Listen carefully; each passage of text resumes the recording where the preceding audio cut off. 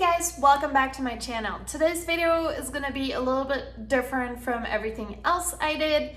I'm gonna talk about love is not tourism, but more precisely about binational military couples. Indeed, I'm in a relationship for more than 2 years with an American soldier. I met him when he was in Germany and when he went back to the US.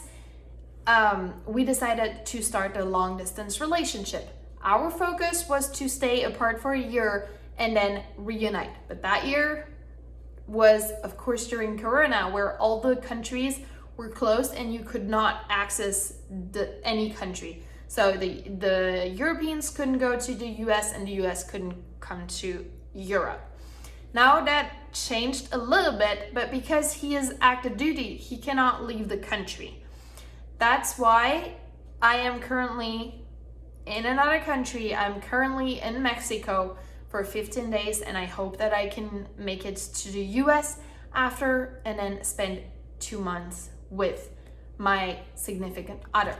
But I wanted to talk about also the cases of all these amazing women I started to meet on these different groups. So for example, a lot of them were already in the process of doing a K1 visa, but all the embassies are closed and they do not process any K1 visa. That means that all these people have to wait until the embassy starts back up. And then, yeah, but why do they have to wait that long until they can meet their significant other? It's not human. It's not, I don't know. How can you force people to be apart? We didn't decide to be in couple with someone from another nationality. It just brings a lot of stress on a relationship. But if you have that on top of everything, you cannot, your visa is not being processed. You're waiting on that. It already takes a lot of time and a lot of money, but right now everything is up in the cloud and they cannot do anything. Another of my friend decided to bypass that and she decided to get married on webwedmobile.com. I'll also put the link up there. So that means she and her significant other were both on their phones and they had a minister and they got married that way.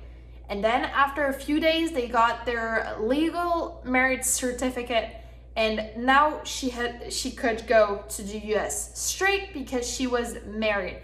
So it almost as like we are forced to get married to be able to see our significant other. But if you're not totally ready for a wedding, if you don't want to do it online and not be with your husband or future husband when you get married, when you cannot kiss at the end, when they say you're married now, you can kiss the bride. That, if it's not what you expected of your wedding, I don't see why you should go in there and do that just to be with your significant other. I have another of my friend. She is from Belgium. Fiance is in the US. They have a 3-year-old little daughter. So the daughter is American. She could go to the States without any problem. But being from Belgium, Belgium didn't allow their citizen to leave Schengen until the 1st of September. So if she had left Europe, being Belgian, she could have been fine. But then the other problem that is there is that if she goes to the US, her daughter will always be allowed to enter. But it doesn't say that they're not going to cancel her ESTA because she's flying directly from Europe. Yes, she is on an exemption, so that means that legally she still could go there, but you have a ton of papers that you have to do to prove that. But you're still, even when you do the paper, even if you have a solid file with everything in there, it doesn't mean that you will be able to enter the country and see your significant other. So that's why I'm so frustrated about this entire situation, because I'm one of the lucky one that has enough time, enough money to go in another country, in a third country. That means that a lot of couples are meeting each other in Mexico, Turkey, Croatia, and Aruba. Those are the 4 countries where you often see that they're like people go there for 15 days if they come from Schengen, and then they go to the US, because at the moment the Schengen area cannot enter the US straight. And yeah, but some of my friends can't do that because they're a student, they don't have enough money to be able to afford to go to another country for 2 weeks and then go to the US. Imagine you have to take a month of leave to be able to see your significant other for 2 weeks. I don't know, it's just something that is really hard. The long distance relationship is already hard like that. If you don't have COVID in there, if you don't have any travel ban in there. But right now, it just makes our lives so much difficult. It's so nice because some countries in Europe are now opening their borders for people that are not married, but in a relationship for a long time now. They have proof that they saw each other regularly, pictures, stuff like that. So it's an entire file you have to do, and then you can enter.